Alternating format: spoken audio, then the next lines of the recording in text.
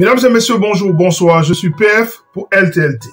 Lakers tout le temps, la chaîne francophone des Lakers.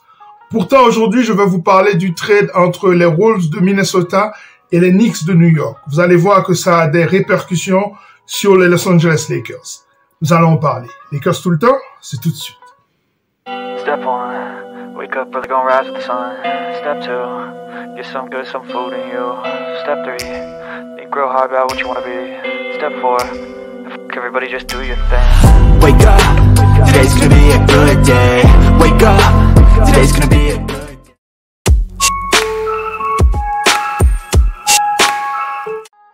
Quels sont donc les gagnants de ce trade? Pour moi, il y en a pas mal. D'abord, je commencerai par dire toute la conférence Ouest est sortie gagnante de ce trade. En particulier, les Lakers, bien sûr, puisque vous savez que les Lakers n'ont pas réglé le problème du poste 5. Donc, plus vous avez des équipes qui sont capables de jouer en small ball, mieux c'est pour les Lakers.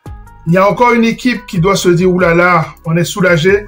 Ce sont les Nuggets de Denver qui ont été éliminés par cette équipe des Wolves l'année passée, justement parce que, pour une fois, Jokic n'a pas pris l'ascendant sur les bigs de cette équipe.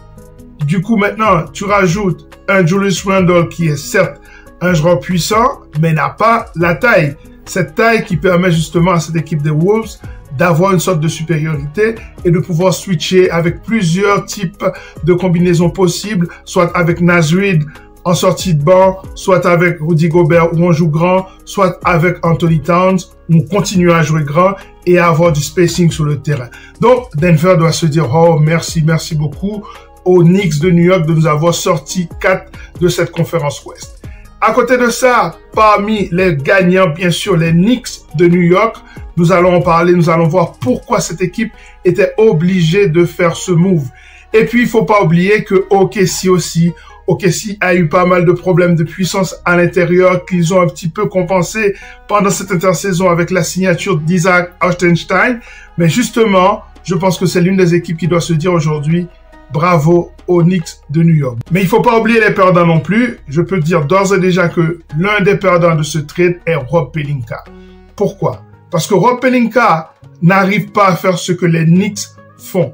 Depuis le début, les Knicks, je dirais même depuis l'année passée, les Knicks arrivent à avoir une solution à tous les problèmes qui ont été posés à eux. Et notamment ce problème qui a été posé justement, je viens de vous le dire, par le départ d'Isaac Hartenstein à OKC, eh bien, ils avaient un problème au niveau intérieur. Et en plus de ça, la blessure de Mitchell Robinson avait compromis pas mal la puissance de cette équipe des Knicks à l'intérieur. Eh bien, qu'est-ce qu'ils font? Ils trouvent une solution. Ils vont chercher un joueur qui est All-Star, un joueur qui va apporter de la compétence sur ce poste 5 et qui va aussi apporter des réponses aux champions en titre, c'est-à-dire les Celtics de Boston, mais aussi les Sixers de Philadelphie.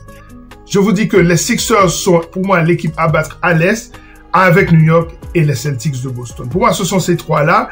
Eh bien, il faut voir que ce jeu est en train de se faire. Il y a un jeu du chat et à la souris qui est en train de se faire entre ces trois équipes. L'année passée, les Celtics font venir un joueur comme Porzingis sur le poste 5, stretch 5. Eh bien, cette année, l'équipe des Knicks apporte Karl Anthony Towns sur ce poste 5. Même style de joueur, assez intéressant pour apporter du spacing, beaucoup de compétences au tir extérieur. Donc, vous voyez qu'on est dans un jeu d'échecs. Et donc, pour moi, l'équipe des Knicks, le front office plutôt des Knicks, arrive à apporter des solutions aux problèmes qui leur sont posés. Ce qui n'est pas du tout le cas des Lakers de Los Angeles et leur front office. Par exemple, quand on a posé la question à JJ Redick, pourquoi les Lakers n'avaient pas un poste 5 traditionnel, il a tourné autour de la question en essayant de montrer que Jokic, c'est pas un 5 traditionnel, etc., etc. Et ces réponses, pour moi, allez voir la vidéo que je vous ai mise hier, eh bien, pour moi, la réponse n'était pas du tout convaincante. Il n'y a pas de solution sur ce poste 5 pour les Lakers. Et pour moi, ça, c'est un gros problème. Donc, grand perdant de ce trade, c'est Rob Pelinka qui a montré qu'il est incapable de trouver des solutions aux problèmes qui sont clairs. Les Knicks avaient un problème présumé au niveau du rebond offensif. Eh bien, ils ont été chercher un joueur capable de les aider dans ce secteur-là. Eh bien, les Lakers ont à peu près le même problème. Force est de constater que non, ils n'ont pas fait ce qu'il faut. Donc, je reste persuadé que les Lakers doivent faire un trade, au moins un trade, je dirais même 2 trades pour que cette équipe soit compétitive. Parmi les autres perdants, je vous ai parlé donc des Celtics de Philadelphie, puisque là, il y a un concurrent intéressant, un concurrent qui amène de la compétence sur ce poste 5 face à des Embiid, même si on peut pas dire que Karl Anthony Towns est un excellent défenseur, mais il peut quand même protéger l'arceau, il faut lui reconnaître ça. Et là, il va surtout rentrer dans une contestation de ce système des Celtics où Porzingis est capable de s'éloigner du panier. Eh bien, il faut voir que par effet de miroir, les Knicks sont capables d'apporter une solution de ce genre-là aussi. Donc pour moi, les 2 perdants sont les Celtics qui pour moi sont les favoris à l'Est et aussi les Sixers qui le sont tout autant, si pas plus d'ailleurs, et puis toute la conférence Est. Toute la conférence Est pour moi est perdante puisque les Knicks sont en train de vraiment de se solidifier. Et aussi, les Wolves sont les perdants de ce trade. Nous allons voir pourquoi plus loin dans cette vidéo.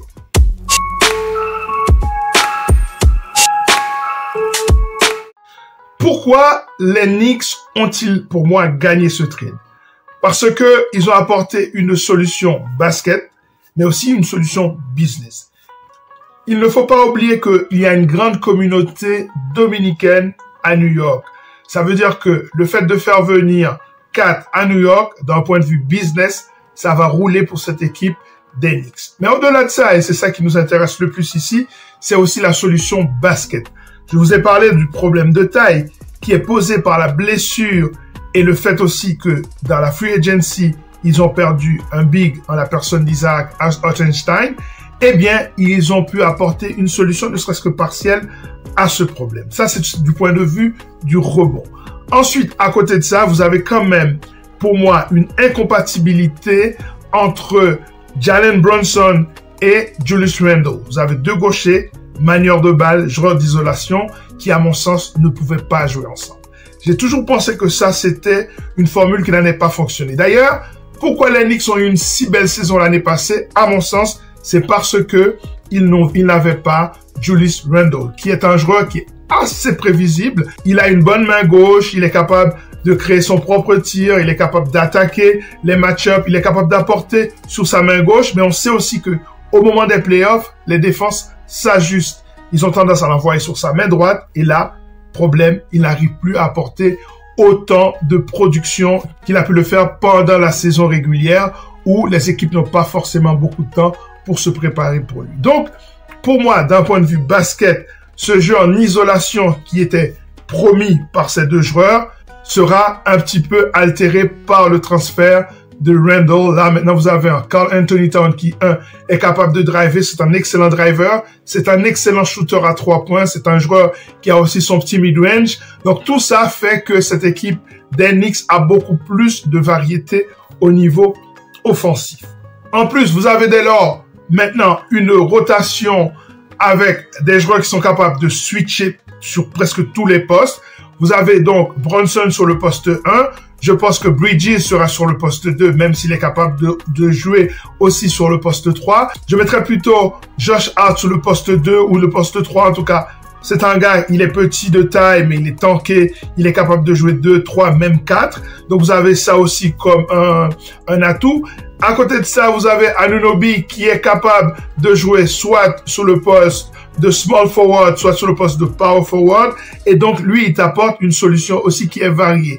Et avec ça, vous avez Karl Anthony Towns. Vous avez donc un depth lineup, une équipe sur le terrain qui est capable de switcher, qui est capable d'être très dynamique, qui est capable d'apporter du spacing, en même temps qui est capable peut-être de défendre sur presque tous les postes. Donc, c'est très, très, très, très intéressant du point de vue des Knicks.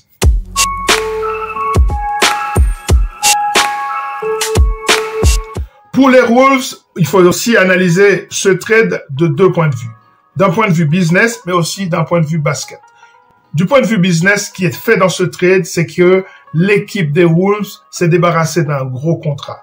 C'est un contrat qui va jusque 2028, celui de Karl Anthony Towns, à raison de 61 millions de dollars en 2028. Donc, c'est un contrat extrêmement lourd et extrêmement peu flexible. Donc, le fait de bouger Karl Anthony Towns, cette équipe des Wolves, apporte de la flexibilité au niveau financier. Alors que du côté de Randle, c'est un contrat à peu près aux alentours de 30 millions de dollars. Donc, ce qui me fait dire que ce trade tel qu'il est proposé par Shams Charania n'est pas complet, puisque on voit que le salaire de Karl Anthony Towns n'est pas échangeable contre le salaire des deux joueurs, DiVincenzo et Julius Randle. Donc, ça veut dire que il y aura une troisième équipe impliquée dans ce trade, c'est sûr. Est-ce que ce seront les Lakers? On ne sait pas. Pour l'instant, on parle de Charlotte, on verra. En tout cas, d'un point de vue business, on comprend ce qui a été fait. Maintenant, du point de vue basket, qu'est-ce qui a été fait? Eh bien, vous apportez un deuxième ball handler, ce qui pour moi était redondant du côté de New York, peut avoir un peu plus de sens du côté des Wolves. Cependant, ça pose un bémol néanmoins, puisque Randle n'a pas joué de toute la saison, ou pratiquement. Est-ce qu'il sera en mesure de pouvoir produire directement en rentrée de la saison régulière? Donc ça, c'est une question fondamentale. À côté de ça, il faut aussi se dire que vous avez quand même un prodige qui s'appelle Anthony Edwards, qui a envie d'avoir la balle en main. Eh bien, est-ce que par ce trade, vous dites, eh bien, il faut qu'il soit le plus loin possible du ballon pendant un certain nombre de séquences? Peut-être que c'est le pari des Wolves. En tout cas, pour moi, ce que ce trade apporte, il apporte pas un plus aux Wolves, puisque on voit en fait le schéma qui se présente, c'est que l'équipe des Wolves aujourd'hui ressemble à l'équipe des Jazz avec Donovan Mitchell, avec Mike Conley et Rudy Gobert. Vous avez un problème actuellement de spacing quand vous allez avoir tous ces joueurs sur le terrain. Même si j'aime bien l'apport de DiVincenzo, pour moi cette équipe des Wolves n'est pas plus intéressante qu'elle l'était la saison passée.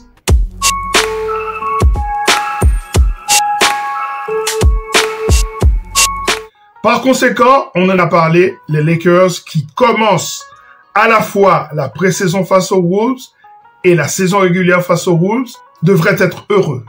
Donc, le front office des Lakers ainsi que son staff technique devraient être heureux aujourd'hui de ce trade fait par les Wolves de Minnesota. Pourquoi? Parce que quand vous avez une équipe comme les Lakers, chaque fois que vous avez une autre équipe, une équipe adverse qui n'a pas cet avantage de taille, eh bien, avec Anthony Davis, on est content. Jouer sur le périmètre, c'est forcément un avantage pour les Lakers. C'est pour ça que les Nuggets posent autant de problèmes aux Lakers. Et c'est pour ça que les Lakers, l'année passée, ils ont eu autant de succès face à une équipe, par exemple, d'OKC, qui, même si elle était première à l'Ouest, est un match-up beaucoup plus favorable aux Los Angeles Lakers. Donc, ce trade, du point de vue des Lakers, même s'il met en évidence l'incompétence de Rob Pelinka, d'un point de vue basket, les Lakers sont bons gagnants de ce trade. Voilà, ça est terminé pour cette émission consacrée à ce trade qui, à mon sens, change pas mal de choses dans la ligue. Nous revenons la semaine prochaine puisqu'à partir du lundi commence le Media Day. Tous les joueurs vont être interrogés par la presse, ainsi que le staff technique et le président des opérations basket, c'est-à-dire Rob Pelinka. Nous reviendrons aussi pour analyser les premiers entraînements de cette équipe des Los Angeles Lakers, qui est en forme, qui ne l'est pas, qui est blessé, qui ne l'est pas, etc., etc. Restez donc branchés sur Lakers tout le temps, la chaîne francophone des Lakers, pour une nouvelle émission consacrée à cette franchise mythique. À très bientôt. Ciao.